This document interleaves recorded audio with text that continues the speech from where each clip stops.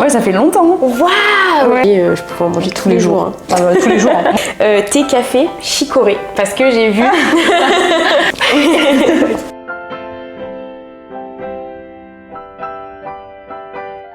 Hello la team, bienvenue dans un nouvel épisode de ce podcast. Alors aujourd'hui j'ai le plaisir de recevoir Ayelen avec moi. Merci du coup de me recevoir. Est-ce que tu peux te présenter en 2-3 mots et puis après on pourra commencer à parler. Aujourd'hui on va parler plus de nutrition et de sport. Vous verrez, ce sera assez général. Ouais, alors moi c'est Ayelen, je suis diététicienne et coach sportive, donc je travaille principalement via les réseaux. Et mon nom de réseau, du coup, c'est Ayelen Fitfood. Vous m'avez peut-être vu passer. Ouais. Et puis, je mettrai du coup le Instagram. Alors, avant de commencer, je voulais poser 2-3 petites questions. On va faire un petit peu comme on avait fait dans l'autre podcast. Donc, voilà, tu as le choix entre 2 réponses. Okay. Alors, sucré-salé. Salé. Ok. Petit-déj ou pas de petit-déj? Ah, un petit-déj. Ouais, je suis d'accord. Ça, c'est dur. Ça, c'est très dur. Avocat, œuf. œuf. Ah ouais. Ouais, mais en même temps, tu peux faire plus de trucs avec. Je peux faire plus de trucs avec. Je suis d'accord, ok. Thé, café, chicorée. Parce que j'ai vu... En fait, j'ai commencé à boire de la chicorée parce que j'ai pas de machine à café. Ok. Et en fait, j'ai vu qu'il y avait aussi des bienfaits digestifs. Ouais. Donc, je dirais chicorée. Et ça réduit un petit peu la caféine aussi. C'est vrai, ouais, parce qu'en vrai... Ok. Bon, on va partir du coup sur le sujet aujourd'hui. Donc, comme tu l'as dit, du coup, tu es diététicienne. Du coup, pour toi, c'est quoi un petit peu le rôle d'une diététicienne en général et peut-être comment toi tu le vis plutôt en fait, même en tant que diététicienne? Ouais, alors pour moi le rôle d'une diététicienne c'est pas seulement de dire aux gens quoi manger. Et ça c'est un petit peu l'image qu'on a, c'est la diététicienne va te faire perdre du poids, tu sais ce qu'elle mange, puis c'est bon quoi. Donc non, c'est vraiment d'aider les gens à comprendre exactement comment fonctionne leur corps, de quoi il a besoin et de comment adapter leur alimentation selon les contextes pour toujours se sentir bien dans leur corps et garder un certain équilibre. Ok, ouais, et c'est vrai que souvent on a tendance à penser que vous allez donner quelque chose de magique et aussi que voilà, il y a un plan précis à suivre alors qu'en fait il y en a plein. Enfin, chacun est différent. Donc, pour toi, c'est quoi l'erreur courante que les gens font en pensant bien manger, en se disant ok là c'est nickel, je vais perdre du poids ou je vais atteindre mes objectifs? Justement c'est ce que tu viens de dire, c'est d'essayer d'avoir une alimentation nickel, vraiment une alimentation parfaite. Ils ont tendance à confondre vraiment l'équilibre et la restriction en pensant que supprimant les catégories d'aliments ça va résoudre tous leurs problèmes et ça va leur faire perdre du poids, alors qu'au final en général ça engendre très souvent juste de la frustration, des craquages derrière et au final on se sent pas bien dans son corps ni dans sa tête. Donc voilà, l'idée c'est vraiment de casser toutes ces images là de l'alimentation pour leur faire adopter une alimentation vraiment full plaisir mais toujours optimale pour leur santé sur le long terme. Ouais, et souvent les gens ils disent qu'on peut, la meilleure alimentation c'est celle que tu peux garder toute ta vie. Exactement, c'est ça. C'est vrai que si tu te restreins énormément en fait, au bout d'un moment forcément ça va pas être optimal et puis tu vas pas pouvoir le tenir sur le long terme. Et moi je sais qu'avant j'arrivais la semaine à tenir bon et le week-end oh là là mais les craquages étaient énormes et en fait du coup au final quand tu craques énormément sur la même journée en fait sur la semaine au final ça revient au même que si c'est ça. Et surtout tu prends aucun plaisir dans ce que tu manges le week-end. Alors que si tu avais des plaisirs tout au long de la semaine, là tu te fais vraiment plaisir, tu choisis de te faire plaisir. Là le week-end c'est vraiment, tu compenses au final ta restriction de la semaine, tu manges en grosse quantité mais c'est pas quelque chose que tu choisis intentionnellement de faire. Tu prends plaisir à faire. C'est vraiment la restriction qui parle là. C'est vrai, et au final, je suis d'accord avec toi sur le fait que du coup tu t'apprécies moins. Exactement. Que, tu vois, quand t'as passé ta journée t'as mangé bien et tout, petite glace là, non, je suis d'accord, je suis vraiment d'accord. Et moi du coup je voulais te demander un petit peu, toi du coup tu fais pas mal de suivi, donc principalement en ligne. Comment ça se passe un petit peu un suivi quand t'as quelqu'un qui arrive, par quoi tu commences avec cette personne-là et comment tu l'accompagnes au niveau diététique? Alors les suivis que je fais c'est vraiment des accompagnements sur plusieurs mois, donc c'est pas un régime, c'est pas une transformation que je vends sur 90 jours pour perdre 10 kilos ou quoi que ce soit. C'est vraiment une transformation des habitudes de vie. Donc le but c'est d'accompagner donc les femmes qui sont celles que j'accompagne, à atteindre leurs objectifs, parce qu'elles ont toutes, généralement, très souvent, un objectif de perte de poids. Donc certes, je les accompagne dans cet objectif-là, mais tout en transformant leurs habitudes pour qu'après ce suivi, elles soient autonomes et qu'elles conservent au final les habitudes qu'on a mis en place, qui sont des habitudes qui vont, encore une fois, leur faire sentir bien dans leur corps, dans leur tête, qui vont aussi optimiser à fond leur santé, pour, par prévention aussi pour plus tard, pour pas qu'elles aient des problèmes plus tard. Donc c'est surtout ça qu'on fait pendant les accompagnements. Donc on commence par faire une grosse consultation diététique, donc on voit toutes les habitudes alimentaires. Elles ont un plan alimentaire, mais ce plan alimentaire, il est pas, c'est pas quelque chose de restrictif, c'est pas... Et en fait, elles ont plein de listes d'équivalence, elles ont vraiment cette liberté de choisir ce qu'elles veulent manger. Et elles ont juste des quantités qui sont adaptées forcément à leurs objectifs. Mais au final, après, tout ce qu'on construit ensemble, c'est des choses qu'elles vont conserver. Et très souvent, il y en a plein qui me font des retours qu'elles conservent toutes les habitudes qu'on met en place après.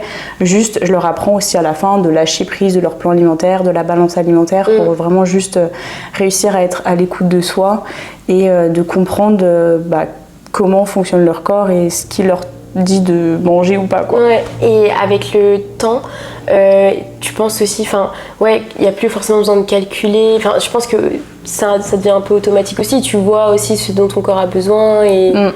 Donc en fait, à travers mes accompagnements, les filles, elles calculent pas leurs calories, elles calculent pas leurs macronutriments. Je leur fais comprendre exactement comment se compose un repas équilibré, de quoi elles ont besoin par rapport à leurs objectifs, donc de perte de poids, mais elles calculent rien. Ça, c'est vraiment moi qui ai la main. Elle se décharge totalement de cette chose qui... Et je pense que c'est bien parce que ça leur évite aussi de rentrer dans un truc où elles veulent trop avoir de contrôle sur leur alimentation. Exactement. Donc c'est ça je veux vraiment les rendre autonomes et avoir ce détachement en fait des calories et de comprendre, ok, j'ai besoin de ça. Les quantités, je les adapte pour perdre du poids, mais une fois que j'aurai perdu du poids, je reprends les mêmes choses, mais juste je réadapte les quantités, j'augmente un petit peu et puis toujours après la notion aussi de bouger assez en parallèle. Ok. Et est-ce que pour toi du coup c'est un petit peu... cet accompagnement-là, il est aussi dans le fait d'apprendre à écouter son corps et ses besoins au final, parce que j'ai un peu l'impression, dis-moi si je me trompe, mais dans notre société, c'est vrai que vu qu'on a l'habitude de ok, on doit manger le matin, le midi, le soir, des fois le goûter, et puis c'est très... des fois on mange sans trop finalement avoir faim ou même sans trop savoir pourquoi on le fait, et sans trop écouter notre corps s'il a envie de plus manger ou moins manger. Enfin, moi je sais qu'un de mes gros problèmes c'était que je voulais absolument finir mes assiettes. Et du coup, des fois, je faisais des grosses assiettes et je voulais pas gaspiller, ce qui est normal, et je gaspille toujours pas d'ailleurs. Je mets au frigo parce que, en fait, si j'ai plus faim, je ne me force pas à finir forcément comme avant. Et du coup, je finis pas mes repas en mode oh, j'en peux plus, j'ai trop mangé. Et j'ai vraiment l'impression qu'avec le temps, j'ai appris, on va dire, plus à. Alors, moi, je suis passée partout par contre, j'ai un peu compté, j'ai un peu tout fait. Tu sais, quand tu commences le sport, en plus, t'en entends partout, sur les réseaux sociaux, mais ça, on en reparlera. Et c'est vrai que le fait de pouvoir, je pense. Écouter son corps, en fait, c'est tellement agréable de dire ok, là j'ai faim et j'ai faim de ça, donc je vais manger un peu. Moi, je comprends ce que tu veux dire. Donc ça, c'est vraiment quelque chose que je leur apprends à faire aussi pendant le suivi. Donc en fait, elles ont un plan alimentaire qui est un schéma. Je leur dis vraiment, c'est un schéma. C'est pas quelque chose qu'elles doivent suivre à la lettre de façon hyper précise. C'est vraiment pour qu'elles aient une idée de quoi leur corps a besoin pour fonctionner correctement et aussi pour perdre du poids en général. Mais après, il y a toujours, c'est toujours quelque chose qu'il faut modifier selon le contexte. Donc il y a des jours où elles vont avoir beaucoup plus faim.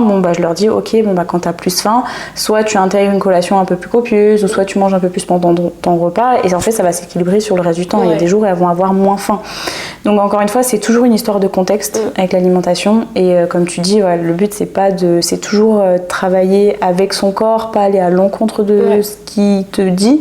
Donc si t'as plus faim, t'arrêtes de manger, si t'as faim, tu manges. Tu manges encore. Et voilà, mais oui, c'est toujours être à l'écoute de son corps, c'est hyper important. Ouais. Et du coup, pour finir sur l'alimentation, parce qu'après je voudrais qu'on parle un petit peu de sport, vu que du coup tu es aussi coach sportive, t'as la double casquette. Toi, du coup, il me semble que t'es végétarienne, si je dis pas de bêtises. Ouais. Ouais, non, vas-y. Alors je mange juste pas de viande. Oui, ok, donc c'est ça. Ovo-lacto-pescarienne. Ok, bon, je vais pas réussir à le redire. donc du coup tu manges pas de viande, mais par contre du poisson et les œufs aussi. Les œufs, produits laitiers. Vraiment tout sauf de la viande. Ouais, ok. Et du coup, depuis quand? Alors ça fait depuis mes 11 ans. Ouais, ça fait longtemps. Waouh. Ouais. Ah, je suis choquée. Tu vois, je pensais que ça faisait... En fait, pour moi, tu vois, je pensais que c'était depuis tes voyages même ou quoi. Ah non, pas du tout. D'accord. Non, ça fait vraiment depuis que je suis petite. Donc en fait, c'est ma maman qui mangeait, elle, pas de viande. Donc pareil, poisson et tout. Et en fait, elle nous a toujours cuisiné de tout.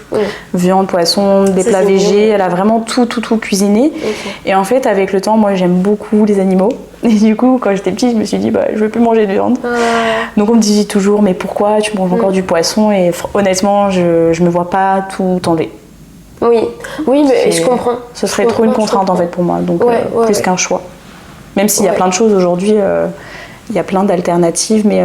C'est vrai qu'il y a beaucoup d'alternatives aujourd'hui, mais je suis d'accord, tu vois, parce que des fois, c'est vrai que tu vas dans des restos, tu peux manger, tu peux avoir du poisson. C'est ça.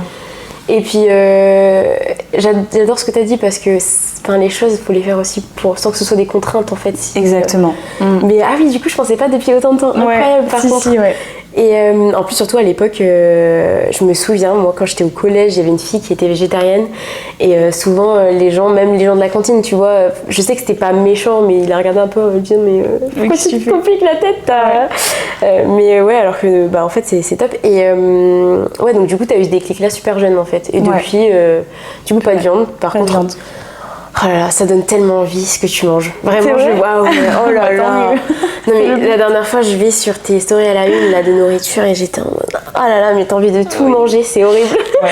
Donc non, vraiment pour le coup. Et puis je trouve ça génial. Par contre, j'en parlais avec un ami la dernière fois. C'était que souvent les gens, des fois, ce qui est dommage, c'est qu'ils varient pas leur alimentation.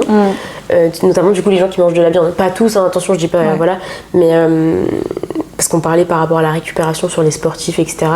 Et c'est vrai que je pense qu'une des clés, c'est vraiment de varier un maximum.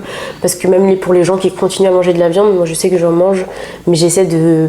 Enfin, tu vois, je vais en manger 2 fois par semaine. Ouais, vraiment, tu vois, t'étaler. Et même, je pense, pour le corps, c'est mieux. Et puis même pour la nature, les animaux, la planète. Ouais, c'est ça, en termes éthiques, en termes écologiques et même en termes de qualité, selon la viande que tu manges. Il y a quand même des recommandations. Pour tout ce qui est viande rouge, c'est pas dépasser les 2 fois par semaine. Pour tout ce qui est viande rouge, charcuterie, en plus, elles ont tendance à être souvent grasses.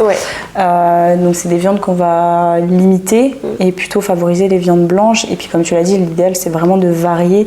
Même pour varier les types de protéines aussi, les protéines végétales, il y a de plus en plus d'études qui montrent qu'aujourd'hui elles sont aussi bonnes que les protéines animales, parce qu'on a souvent dit les protéines végétales sont pas aussi, elles sont moins bien absorbées, alors qu'au final sur une journée complète elles sont très bien absorbées quand on mange un peu de tout. Donc comme tu dis, c'est hyper important de varier, et puis même en termes de plaisir alimentaire, tu testes plein d'autres recettes, c'est hyper important. Et un peu de tout.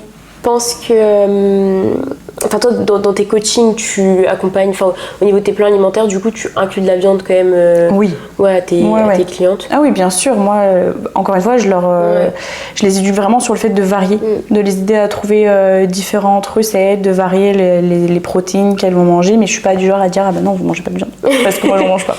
Non mais c'est vrai que ça aurait pu, en vrai ça aurait pu. Oui bien sûr, il y en a. Oui, juste par contre au niveau des protéines, du coup toi je vois que franchement tu gères bien quand même. J'ai trop envie de tester ton café protéiné. Tu m'aurais dit, je t'en aurais fait. Non, je sais pas. J'aurais dû dire, mais en fait, je te vois le faire à chaque fois et je me dis, non, mais faut que je teste. C'est ma passion. Parce que c'est stylé. En fait, t'es là, tu bois ton café du matin, en même temps, t'as 30 grammes de protéines. En fait, faut pas croire, moi je suis diététicienne, mais je suis pas cuistot. Donc j'ai quand même pas mal de flemme, tu vois. Donc en fait le matin ou même les collations, quand j'ai pas forcément le temps ou quoi, et j'ai pas envie de réfléchir à qu'est-ce que je vais prendre comme protéine, je me fais mon café protéiné et c'est bon. Et en plus j'adore ça, genre c'est trop bon, genre surtout avec la whey chocolat et tout. T'as l'impression d'avoir un petit chocolat chaud avec une petite touche de café quand même. Mais franchement c'est trop, en fait c'est pratique. Mais après faut aussi, moi je pense que être trop dans la... Enfin, on peut être diététique, mais on peut pas être trop cuistot non plus, parce que en vrai, c'est rare quand même que les gens aient beaucoup de temps. Enfin, des fois, le week-end et tout, t'as plus de temps. Mais en vrai, moi, c'est pareil. Hein. Je cherche les repas les plus rapides et pratiques à faire. Et en vrai, des fois, il y en a, ils sont super bons. Hein. Ah bah oui, moi, c'est exactement ce que j'apprends aux filles en suivi. C'est parce que des fois, elles arrivent dans le suivi, elles pensent qu'il faut faire des recettes hyper compliquées, des choses hyper compliquées. Au final, elles se perdent dedans. Et moi, je leur dis, mais en fait, les filles, vous faites simple. Des bruschettas, des omelettes composées avec un peu de légumes rôtis au four. Enfin, il n'y a pas besoin de faire des recettes. En fait, souvent, c'est de l'assemblage qu'on peut faire. Et c'est tout à fait... et c'est ça peut être tout à fait équilibré sans pour autant que ça soit un truc à 15 étapes, quoi. Ouais, et puis je trouve ça dommage que, tu vois, les gens, des fois, ils se disent « Oh là là, non mais c'est trop long, moi je cuisine pas. » Et du coup, ils achètent déjà tout fait, alors que vraiment, des fois, réchauffer le truc tout fait prend le même temps que préparer le truc. Mais grave. Vraiment, des fois, ça me fait rire parce que vraiment, ça prend exactement le même temps. Ouais, je pense que c'est un manque d'idées que les gens ont. Oui, et puis, c'est juste l'image de manger équilibré, c'est cher, ça prend du temps, on n'a pas le temps, et pourtant... en fait, ça demande un effort au départ, c'est sûr, mais avec le temps, c'est des réflexes qu'on prend. Ouais, et puis, je sais pas toi comment tu gères un peu les courses, tout ça, mais je trouve pas que c'est si cher que ça au final, comparé à si t'achètes des trucs tout faits. Parce qu'au final, des fois, je vais à Lidl pour acheter. Enfin, tu sais, je suis à la fac ou quoi, donc je vais chercher une salade et tout. Et en fait, j'en ai pour genre 10 €, tu vois. Ouais. Non, et au final, avec 10 €, je peux acheter plein de trucs. Mais bien sûr. Mais bien sûr. Non, franchement, en fait, en termes d'organisation, moi, c'est vraiment ce que j'ai mis en place et ce qui a tout changé pour moi, c'est vraiment prendre une journée dans la semaine où je prends, max 30 minutes pour aller me chercher des petites recettes. Donc, en général, soit je me prends mes anciennes recettes, soit j'utilise beaucoup le site Joe aussi. Ah, je connais pas du tout. Bon, j'adore ce site. Ah oui, c'est pas du tout un partenariat ni rien, mais j'adore ce site, j'utilise pour aller chercher toutes mes recettes. En plus, c'est vraiment des trucs hyper simples, vraiment très souvent c'est de l'assemblage, mais ça te permet un petit peu de varier ce que tu manges de façon très facile, parce qu'au final c'est des aliments que tu as en général chez toi, mais tu sais pas forcément comment les cuisiner différemment de ce que tu fais d'habitude. Et en fait, comme ça, je fais mon menu pour la semaine, j'en décline ma liste de courses. Et comme ça, je perds pas de temps en courses, je perds pas d'argent non plus. Ou même des fois, tu vois, sur le site, c'est hyper pratique. Tu tapes un aliment que tu as chez toi et ça te sort plein de recettes. Et au final, tu te retrouves à pouvoir faire plein de recettes avec des choses que tu as déjà chez toi. Et que tu n'avais pas forcément pensé. Parce que c'est vrai que c'est l'inspiration, je pense, ça peut aussi en décourager plus d'un, quoi. Ouais, et puis la semaine, t'as pas le temps, t'as pas l'énergie d'ouvrir ton placard et de dire bon, bah, qu'est-ce que je me fais à manger. Ah ouais, non, ça, c'est trop important de s'organiser de ce point de vue-là. Ouais. Ok. Du coup, on va passer un petit peu sur le point de vue sportif. Donc, du coup, tu as passé ton BPGEPS... Enfin, c'est un BPGEPS que tu oui. Ouais. Tu as passé ton BPGEPS après, du coup, avoir eu ta BTS en diététique. Et du coup, dans tes coachings, tu as systématiquement les deux. Du coup, tu peux avoir des séparés. Enfin, je pense que tu as des coachings que diète et des coachings peut-être que sport. Ou souvent, quand même, le sport, tu as la diète avec très souvent, c'est plus la diète que je prends en charge. Okay. En général, les gens ont beaucoup plus de difficultés avec l'alimentation. Mais c'est vrai que oui, souvent c'est diète et sport. C'est rarement sport seul. Toi, un petit peu... Enfin, moi, ça m'intéressait de voir un petit peu, toi, en tant que diète, c'était quoi un petit peu ta programmation sportive, pardon, en ce moment. Et voilà. En ce moment, alors... Avec le temps, bon, ça fait quand même 10 ans que je vais en salle, donc j'ai bien tourné en rond. Bon, j'ai fait quand même pas mal de choses. Ouais. Sans indiscrétion, sans te couper, pardon, t'as fait d'autres sports avant la salle Ouais, j'ai fait du sport depuis que je suis toute petite. J'ai fait, alors si on remonte, j'ai fait du judo, j'ai fait du karaté, j'ai fait un peu de foot aussi, j'ai fait de l'athlétisme. Ah, stylé! Ouais, j'ai fait beaucoup de badminton pendant 5 ans. Wow. Ouais, j'aime trop le badminton. Ah, t'as fait plein de trucs. Ouais, et puis après j'ai commencé le sport au lycée à 16 ans, un peu comme beaucoup quoi. Ouais, je crois que j'avais sur mes 17. Ouais, mais tu vois, en vrai, c'est jeune, je trouve, pour l'époque. Enfin, l'époque, on n'est pas... Désolée, mais ça commence à faire. Mais c'est plus que... Maintenant, on parle beaucoup de salles, etc. Mais en vrai de vrai, il y a même... Mais il y a 10 ans, il n'y avait pas autant, je pense. C'est ça. Même sur les réseaux et tout, les gens, ils en parlaient pas tant que ça. Donc, tu as des jeunes maintenant de 17 ans qui vont à la salle, ça me choque pas. Mais oui. C'est vrai que je pense à l'époque. Il y a un peu plus de 10 ans, ouais, ça commence à faire. Mais du coup, en ce moment, mes entraînements sont vraiment axés sur Bon, comme beaucoup, là c'est l'hiver, j'ai envie de développer mon bas du corps, donc je suis un peu en prise de maths. J'ai vu ça. Mais je garde toujours...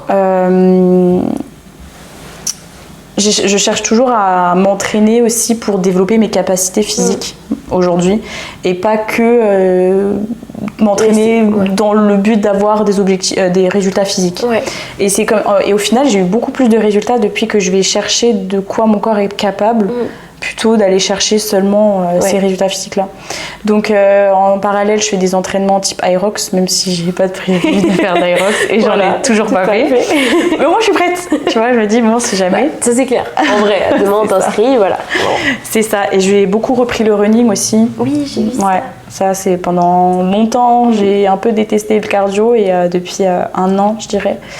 Un peu plus d'un an, j'ai bien repris et puis ouais, je kiffe. Et puis ça m'aide aussi dans mes entraînements muscu, parce qu'au final, ça use le cardio, les entraînements muscu. Donc, et voilà. La course, ça va, ça a été... Je sais que souvent, tu sais, quand tu commences la course, des fois, si tu t'entraînes un peu trop, tu peux te blesser, on va dire, un peu plus facilement. Et aussi, ça peut être, tu sais, quand tu vas à la salle, c'est vraiment différent. C'est vraiment un échec qui est complètement différent, quoi. Parce que la course, pour le coup, des fois, tu fais ta séance et tu te dis, Ouais, en fait, c'est une autre difficulté. Ouais. Bon, après, quand j'ai repris la course cette année, je pars quand même d'une base où il y a un moment, je courais beaucoup dans ma vie, donc je pars pas de zéro. J'ai toujours eu un bon cardio, donc sur ça, voilà, c'était pas trop dur de recommencer. En fait, moi, ce qui est dur avec la course à pied, c'est l'ennui. Non, mais c'est vraiment... Mais ça, c'est très vrai, par contre. C'est ce qui me bloque le plus. Nous, on a la chance de vivre à la mer. Ouais. Et ça change tout. Ça change tout. Vraiment, ça change tout dans mes entraînements. Le cadre. Et puis après, c'est vraiment de varier un petit peu les runs que je fais. Je fais pas beaucoup de runs où je sors longtemps. Tu vois, ça, j'en fais une fois dans la semaine. Et encore, des fois, c'est que 20-30 minutes. Tu vois, c'est pas des longs runs de 1h30. Et c'est très bien, franchement. Et c'est très bien, non, je suis très contente. Je veux vraiment, en fait, ce qui m'a vraiment relancée dans le running, c'est de me dire, je sors courir. Mais genre, je m'arrête quand c'est plus un plaisir. Okay. Donc des fois c'est 15 minutes, des fois c'est 45. Des fois je vais faire des fractionnés, je vais kiffer. J'ai vraiment un peu varié, j'ai un peu tâtonné. Et après, depuis, je garde un peu les mêmes entraînements. Et je trouve ça génial parce que c'est vrai que souvent, avec les réseaux et tout, tu peux vite te comparer. Et puis des fois on essaie trop... j'imagine que toi, du coup, en 10 ans de salle, t'as dû avoir ce moment-là où tu cherches beaucoup la performance. Et en fait, c'est vrai qu'avec le running, en plus, tu vois plein de gens courir. Alors tu te dis, oh là là, mais il faut que soit j'ai tant de temps, tant de kilomètres, etc. Alors que des fois, il faut aussi apprendre à faire les choses juste pour son plaisir. Et puis en plus, avec la mer, c'est vraiment trop bien. Mais ça change tout. Ça change tout. Je pense que je pourrais pas pu courir. Quand je me levais là pour aller... Bon là, ça fait un moment que je l'ai pas fait, mais quand je me levais pour aller voir les levées de soleil... Ouais. Alors ok, c'est très tôt, mais c'est trop beau. T'as ce sentiment, t'as l'impression d'être libre. Mais genre, c'est un sentiment hyper fort. Genre, t'as personne. Ouais. Je le faisais l'été, il y avait personne. Il y avait que quelques personnes dans l'eau. Déjà, genre, du coup, à 5, 6, 7 heures du matin. Ouais, les papis-mamies, ils sont chauds. Mais genre, t'avais le lever du soleil. C'était juste magnifique. Et t'avais vraiment, genre, la sensation, elle est ouf. Vraiment, c'est... Puis quand tu commences ta journée par le lever du soleil, en vrai, les sensations sont dingues. Là, juste il y a 2 jours, c'était quand ? Mardi, je suis allée voir le lever du soleil. Bon, ça va, c'est 7 heures. En ce moment, c'est pas tôt. Donc ça va, c'était pas trop un effort de se lever, mais c'est incroyable. Tu vois, le soleil se lever, ça te permet de commencer ta journée d'un sens qui est incroyable. Et je pense au niveau sport, c'était un peu ça que je voulais aborder. Et j'imagine que du coup, ça se passe pareil un peu au niveau de tes coachings, d'accompagner la personne sur ses objectifs, etc. Par contre, franchement, ces leg days sont incroyables. je pense que... On se tue. Non, mais c'est plus que se tuer là. Je sais pas comment tu fais pour soulever autant. En fait. Ça fait plus de 10 ans que je vais à la salle. Ouais, c'est vrai. Je fais des cycles de force et en fait j'ai trouvé vraiment le bien-être dans le fait de me défoncer quoi. à la salle. Mais genre moi, me faire mal entre guillemets physiquement à la salle, on va dire que je suis une sado là. mais en fait le dépassement, j'ai vraiment trouvé quelque chose dans le fait de me dépasser et en fait il y a un bien-être énorme qui en ressort et Et en fait, aller à la salle et pas me dépasser, bon, d'une semaine à l'autre, ça va changer. Bien sûr. Mais juste aller à la salle pour aller à la salle, c'est un truc que je fais plus. Oui, ouais, je vois. Enfin, c'est très bien, déjà. Ça, franchement, les personnes qui vont à la salle et qui ne vont pas pour un objectif de performance ou des objectifs pour des résultats physiques, qui vont juste pour faire du sport et se dépenser, franchement, c'est trop bien. Ouais, moi, c'est exactement ce que j'encourage tout le monde à faire. Mais moi, pour mon plaisir personnel, ouais, ça passe par... par soulever du lourd. Tu sais que des fois j'essaie de compter et puis je laisse tomber parce qu'il y a trop de trucs. Je suis là 1, 2, 3, 4, 5, 6 et puis je dis oh, c'est bon next parce qu'il y a trop, enfin la barre elle est tellement grosse parce que c'est incroyable. Mais après en plus j'imagine que c'est sympa avec le temps, là du coup tu t'entraînes souvent tes leg day avec Even un petit peu. Ouais, un leg day par semaine avec Even. Donc ouais, ça c'est trop cool aussi quand t'as quelqu'un qui a un peu le même niveau, vraiment on se dépasse et tout, enfin c'est trop bien. Ouais, franchement c'est entraînant à plusieurs. Autant j'aime bien des fois, tu sais, d'avoir tes petits écouteurs et seul, mais ça fait du bien. C'est pour ça que j'ai une séance dans la semaine. Ouais. Pas trop. T'as combien de leg day dans la semaine? 2 en ce moment. C'est quoi ta séance préférée? Bah, j'irais c'est celle avec Even en vrai. Oh. Bah, parce qu'on vraiment c'est trop motivant quoi, on se repousse de ouf et après les autres sont tout aussi bien, mais c'est vraiment celle-là on va chercher vraiment au-delà de nos limites, c'est une dinguerie. C'est trop bien. Toi du coup tout le temps le matin? Pas quasi en ce moment. Je préfère. Ouais. Je préfère, le soir il y a trop de monde. Ouais. Et le matin ça me permet vraiment de prendre du temps pour moi. Et de commencer ma journée en faisant quelque chose que j'aime trop faire.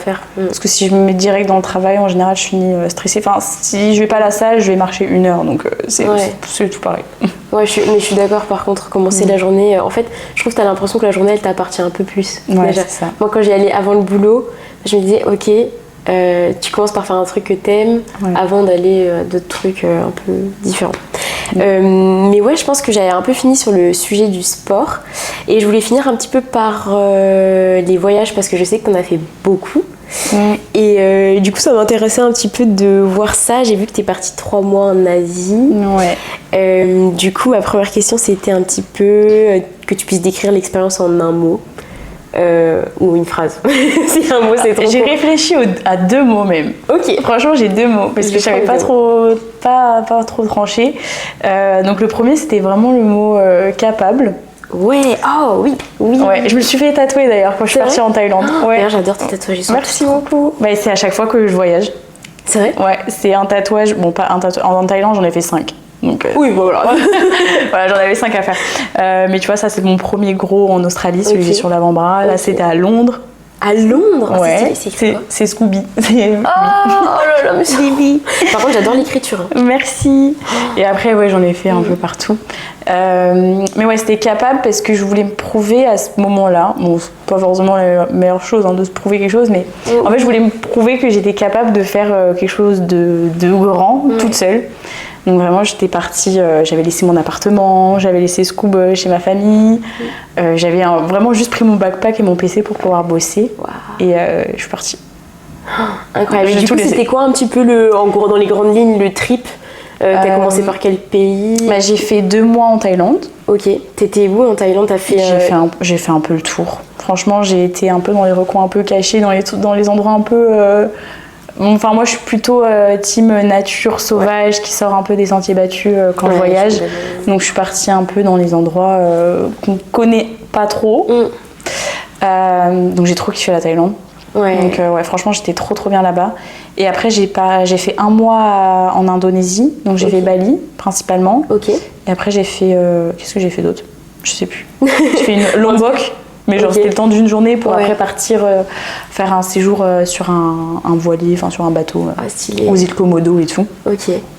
Donc j'ai fait ça et après donc de base j'étais partie pour plus longtemps.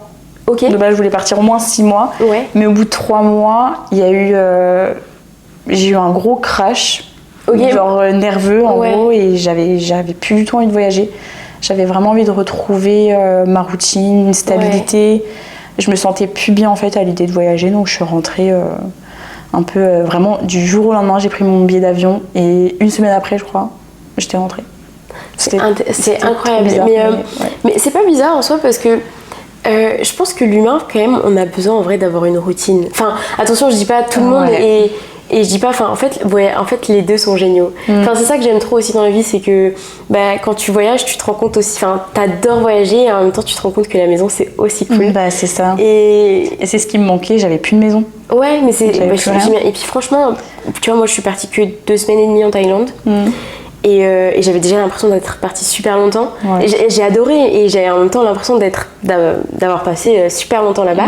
Et c'est vrai que comme tu dis, en fait, ce côté-là où t'as pas de maison, tu bouges beaucoup, puis en plus t'étais quand même principalement seule. Bon, j'imagine que t'as rencontré je suis partie toute seule. Peut-être des gens dans le voyage au fur et à mesure, mais ça reste quand même en vrai éprouvant. 3 mois c'est long.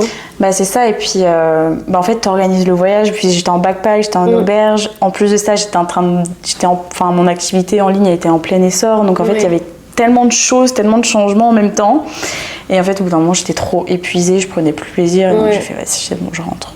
Puis c'est vrai que c'est pas, comme tu bossais à côté, c'était pas un voyage où tu fais que profiter, que visiter, et puis en plus t'avais pas non plus ce truc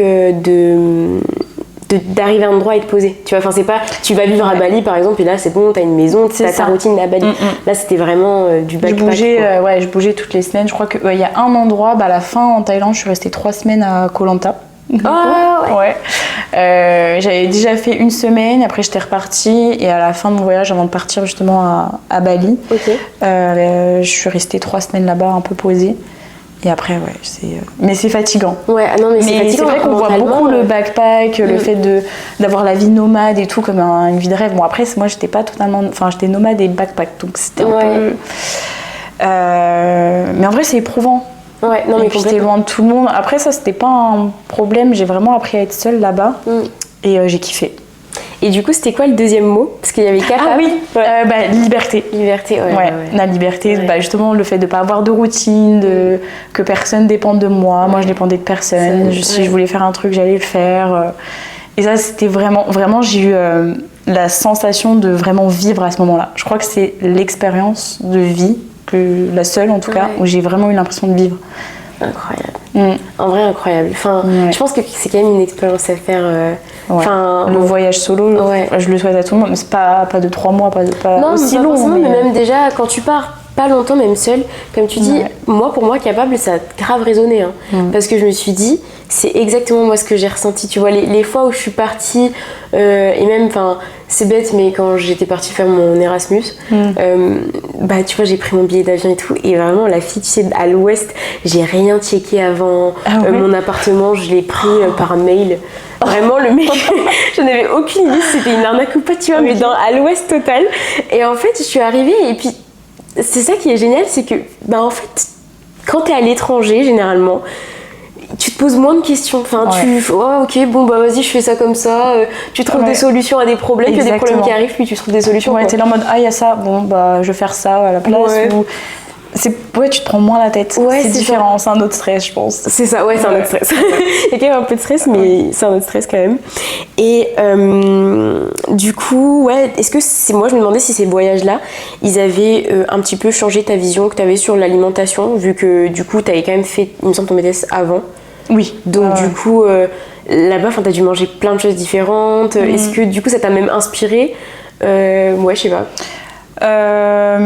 Alors au niveau de l'alimentation et le sport, à ce moment-là, j'étais c'était l'année dernière au final mon voyage, j'avais déjà quand même adopté depuis le temps pas mal de souplesse en fait avec mon sport et mon alimentation. J'avais compris que le sport et l'alimentation c'est là pour me faire sentir bien et pas que dans l'optique d'avoir des résultats. Et ça c'est quelque chose que j'essaye vraiment de transmettre aussi à travers mon contenu et aux filles que je suis.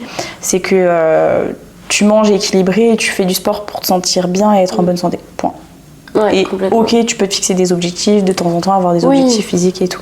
Donc en fait, pendant mon voyage, j'ai vraiment gardé en fait cette souplesse. Des fois, je pouvais faire, dès que je pouvais aller à la salle, j'y allais parce que j'adore ça et c'est ce qui me fait sentir bien. Au niveau de l'alimentation, tu l'as vu, l'alimentation est totalement différente, mais elle n'est pas pour autant catastrophique. Tu as quand même beaucoup de produits frais. Il y a des moments, oui, je mangeais plus gras, d'autres moments, je mangeais plus sucré, mais au final, je revenais toujours à la base parce que je sais que c'est ça qui me fait sentir bien au quotidien. Puis en vrai, l'alimentation bon, j'imagine comme tu dis, ouais, des trucs un peu plus gras et tout, mais moi je sais que je mangeais bien. Moi je mangeais trop bien. Franchement, t'es là, les fruits, au petit-déj, tu peux vraiment te faire des bêtes de petit-déj super healthy. Ouais, j'aimais trop. Bah, tu vois, je suis diète, hein, mais j'ai trop du mal à manger les fruits. C'est vrai? Je suis pas très fan des fruits. Trop souvent dans mes petits-déj, je vais avoir les fruits rouges surgelés ou de la banane. Oui, c'est ça. Mais en Thaïlande, les fruits. Ouais, mais en même temps, c'est un autre goût. La mangue, les shakes là, moi je me faisais les shakes fruits passion. Oh là là, ouais, non, c'est ça. Et puis, moi, franchement, le pad thaï, j'ai pu en manger, je pouvais en manger tous les jours. Hein. Tous les jours. Moi, pendant 2 mois. C'est accro. Mais j'avoue que. Attends, je crois que pendant 2 mois, je me suis pas faite à manger une seule fois. Ça devait être perturbant. C'est bizarre. Ouais, c'était bizarre en rentrant, j'étais là en mode putain, faut que je fasse à manger. Parce qu'en plus là-bas, tu manges pour pas cher et tu peux manger 1 euro le plat quoi. Donc ouais, non, j'ai kiffé. Après, c'était à Bali, à un moment j'étais dans une villa et j'avais une cuisine. J'ai repris un peu le temps de cuisiner. Et c'est vrai que sur le coup, j'étais en mode en vrai, ça fait du bien. Ouais. Bon, après, c'est différent quand tu rentres. Oui. Tu dois cuisiner tous les jours. En fait, c'est ça. Parce que si on cuisinait pas tous les jours, je pense que tout le monde kifferait cuisiner. Mais c'est ça. Mais et est-ce qu'il y a un plat, du coup, qui t'a marqué ou qui t'a bluffé ou peut-être un de tes plats préférés durant ton voyage, un truc que tu connaissais pas forcément quand t'étais ici ou principalement ça restait quand même... C'est une bonne question. Ouais. En vrai, moi, je mangeais tout le temps les pâtes thaï, j'étais trop contente. J'étais trop contente. On reste fixé aux pâtes thaï, mais après, je suis d'accord. Ça, et les... bon, ça, c'est très gras et très sucré, mais c'est les rôtis. C'est les crêpes thaï, là. Oui. Avec le Nutella, là. Ouais. Ça, c'est bien gras, ça. Ouais, c'est trop bon. Ouais, c'est bien bon. Ah ouais, franchement, j'ai trop kiffé. Ah ouais, non, complètement. Et ouais, non, en vrai, je suis pareil, hein. Pâtes thaï. Et puis, moi, ce que j'ai adoré, c'était les... milkshakes, enfin c'est pas des milkshakes, c'est des genres ils mettent que de l'eau et de la mangue avec des glaçons. Des shakes de fruits. Moi j'aimais trop ça avec la passion. Ah mais moi c'était la tous les matins. Vraiment je crois tous les jours j'en ai pris un, mais tous les jours, c'était tellement bon. Du coup en rentrant ici je m'en fais des fois avec la mangue congelée. C'est vrai. Ouais, avec juste de l'eau, de la mangue congelée. Ah moi c'est super bon. La mangue congelée, ouais, mais il y a pas de passion congelée, je crois que j'ai jamais vu. Non. Ouais, je crois pas. Peut-être à Picard, mais bon. À voir. Et je pense qu'on avait fait à peu près tous les sujets que je voulais aborder. Je voulais finir sur un sujet sur les réseaux sociaux, et du coup, donc toi t'es beaucoup sur les réseaux, forcément. C'était quoi un petit peu ton parcours toi sur les réseaux? Comment tu le vis un petit peu à l'heure actuelle j'ai pris beaucoup de temps à me développer sur les réseaux. Franchement, en fait, je me suis lancée, je savais que je voulais vivre de ça. Okay. Donc, je me suis lancée, franchement, après 3 ans, enfin pendant 2-3 ans, j'ai vraiment ramé. Je crois que j'avais même pas 10 000 abonnés, mais j'ai ramé. J'avais quand même quelques petites demandes de suivi. Okay. Et en fait, j'ai suivi une formation de Mathilde Wood, qui commence un petit peu à franchement être connue sur les réseaux. Et moi, personnellement, je suis archi satisfaite de sa formation. Ok, moi je connais pas du tout. Donc, pour quelqu'un qui veut se développer sur les réseaux, moi, c'est la première que je recommande. Okay. Donc, j'ai suivi en fait cette formation qui m'a vraiment fait avoir un tremplin justement au moment où je partais en Asie. Je crois que j'ai gagné 50 000 abonnés en 2 mois. Enfin, ça a été hyper vite. Mes demandes ont explosé. Du coup, c'était un peu la panique au moment où je partais en Asie. J'étais en mode, ok, je fais comment? Et en fait, ça s'est un peu fait naturellement. Et par contre, c'est vrai qu'avec le temps, surtout quand tu arrives à des périodes de stagnation, tu peux un peu tomber dans la comparaison aussi. Là, cette année, justement, j'ai traversé je commence à m'en sortir, mais j'ai traversé une période vraiment d'anxiété omniprésente, due un peu au réseau, au travail. Et c'est vrai que c'est pas tous les jours évident, même si... on le montre pas sur les réseaux, personne le montre, on montre vraiment ce qu'on a envie de montrer. C'est loin de la réalité, ça c'est vraiment quelque chose à retenir. Peu importe qui tu suis, voilà, c'est jamais un reflet de 100% de la réalité. Mais ça reste quelque chose qui me plaît vraiment. Genre j'adore partager, j'adore être sur les réseaux, mais je me rends pas tout le temps compte. Tu vois, genre quand je suis sur les réseaux, j'ai participé à mon premier événement d'influence un petit peu, clairement d'influence, en début de mois. Et c'est vrai que je me dis, mais qu'est-ce que je fais là? Enfin, j'avais pas l'impression, j'étais là en mode, mais pourquoi je suis là? Tu vois, c'est réel. mais ouais, donc c'est vraiment c'est plus un plaisir, mais Ouais, oui, mais en fait, franchement, déjà, ça se voit de nature que t'es quand même. T'aimes partager, voilà, donc du coup, je pense que c'est pas parce que c'est vrai que si quelqu'un déteste partager, etc., ça peut vite venir. Faut pas que ce soit pour la personne un calvaire en fait, les réseaux. C'est ça. Et c'est vrai que par contre, j'imagine que ça doit être des fois quand même stressant. Et puis, le truc, c'est que des fois, on a tous nos moments où on n'est pas bien et on n'a pas forcément envie ni de parler aux gens, ni de trop, voilà. Et quand du coup, t'as l'habitude de partager quand même régulièrement, on va dire, au moins toutes les semaines, ce que tu fais, et puis des petites stories, des petits trucs, c'est vrai que tout de suite, ça peut devenir un peu plus compliqué, mais... après, c'est ce que les gens, ils aiment aussi. Ils aiment quand t'es transparente et tout ça. Mais... il y a toujours ce truc où tu te dis t'as pas envie d'être là. Moi en plus je suis diététicienne et coach sportive, je suis là pour aider les gens à avoir des résultats et améliorer leur train de vie. Donc si t'es là en mode un peu voilà, j'ai pas envie d'être source de démotivation, au contraire. En fait c'est un juste milieu à trouver. Je partage pas non plus tout. Comme tout le monde au final. Et puis c'est important aussi de garder. Je pense que les deux peuvent aller ensemble, être dans la transparence comme tu l'es d'ailleurs. Moi je trouve vraiment. Pour te voir dans la vraie vie et sur les réseaux. Et en même temps, c'est important de garder sa vie privée un petit peu aussi parce que tout le monde a une vie privée au final. Et c'est ça qui est dur aussi. Des fois, je me chope. Vraiment, cette année, j'étais là en mode je sais plus trop quoi partager. J'étais soit dans le trop, soit dans le pas assez. Et en fait, je me suis retrouvée à me dire, mais j'ai envie de partager ça. Après, je suis en mode non, mais en fait, j'ai envie de le garder pour moi. Et c'était.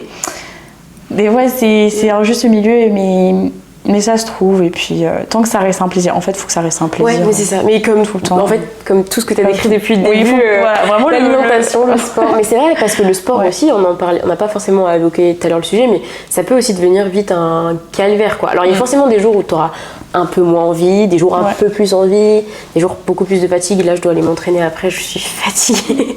Vraiment, mais oui, tant que ça reste un plaisir, c'est le principal. Il faut toujours adapter la chose, donc que ce soit les réseaux, ce que tu partages, l'alimentation ou le sport, il faut toujours que ça tourne autour du plaisir. Donc même si cette année, par exemple, tu te mets à la course à pied et parce que tu kiffes ça et l'année prochaine, tu détestes ça et tu as envie de faire autre chose, tu fais autre chose. Tant que tu fais du sport, au final, c'est ce qui importe le plus. C'est clair, je pense que c'est dommage que des fois, les gens dans la vie, on n'essaie pas plus de profiter, de trouver du plaisir vraiment dans ce qu'on fait, parce que souvent on est là, alors là, c'est pour ça que moi j'aime pas trop, tu sais, des fois sur les réseaux il y en a, ils sont non, la discipline et tout, attention, je suis pour la discipline, je suis quelqu'un de assez discipliné, mais des fois, faut aussi voir le plaisir dans ce que tu fais et juste apprendre à aimer, quoi, pas forcément. En fait, ce que tu dis, c'est marrant parce qu'en fait, les gens disciplinés qui insistent sur le côté discipline du sport, par exemple, de la salle, eux, en fait, ils ont la discipline parce qu'ils kiffent la salle. Ouais, c'est ça. En fait. Donc, à partir du moment où tu prends plaisir dans ce que tu fais, dans la salle de sport, par exemple, si on reste sur cet exemple-là, tu vas être discipliné. Et ça sera plus facile à être discipliné. Alors que si tu fais quelque chose que tu n'aimes pas, là, ça va être plus un calvaire. C'est même pas de la discipline, c'est un calvaire. Donc, il faut vraiment qu'il y ait toujours le plaisir avant tout. Et au final, naturellement, tu seras régulière et disciplinée sur le long terme. Mais ça, c'est trop vrai. J'avais fait un réel sur Insta où je disais que en fait, tout le monde peut trouver un sport qu'il aime bien ou trouver une activité physique qu'il aime bien. Et c'est vrai que par contre, en fait, quand t'aimes ce que tu fais, forcément, c'est beaucoup plus facile. C'est ça. Parce que c'est vrai que souvent, les gens, des fois, j'avais des gens qui me disaient, dans mon entourage, qui me disaient, mais je comprends pas comment tu fais. Puis même là, tu vas t'entraîner tout le temps. Et en fait, je me disais, mais je le ressens pas du tout comme ça parce que j'aime bien. Genre vraiment je kiffe. C'est ça. Il y a des jours, tu vois, là par exemple aujourd'hui j'ai un peu plus la flemme d'y aller parce que je suis fatiguée, mais j'ai quand même envie de m'entraîner parce que j'ai trop hâte de faire ma séance. Tu penses au après, au pendant et au après, quoi. C'est ça. Puis là j'ai des nouveaux exos et tout, alors j'ai trop hâte de les tester, tu vois. Alors que en soi, du coup je prends pas ça comme je m'entraîne et c'est dur et tout. C'est ça. C'est un peu le no pain no gain. Bon, ça disparaît quand même un peu. Ça disparaît un peu plus. Je suis contente. Tant mieux. Franchement, ça pourrait être cette phrase. C'est plus d'actualité là. C'est clair, je suis complètement d'accord. Est-ce que tu voulais rajouter quelque chose ou Bah franchement, merci beaucoup pour cet échange déjà. Franchement, merci à toi. Ça m'a fait trop plaisir. Moi cool. Aussi. Vraiment, ça m'a fait trop plaisir. En plus, c'est magnifique. Vraiment, on est dans un endroit magnifique. Ce canapé est archi confortable. Et vraiment, il n'y a pas une bouille à être aussi mignon que ça. Ah ouais, non, vraiment, la mascotte. Hein. Ah mais c'est. Oh là là. Mais là, du coup, je veux le même. C'est toute ma vie ce chien. Ah ouais, mais il est trop mignon. Vraiment, il est trop gentil. Bon, en tout cas, merci d'avoir suivi ce podcast jusqu'à la fin. Et puis, on se retrouve donc dans un prochain épisode avec de nouveaux sujets. Et merci d'avoir regardé. C'est ciao. Merci. Ciao, ciao.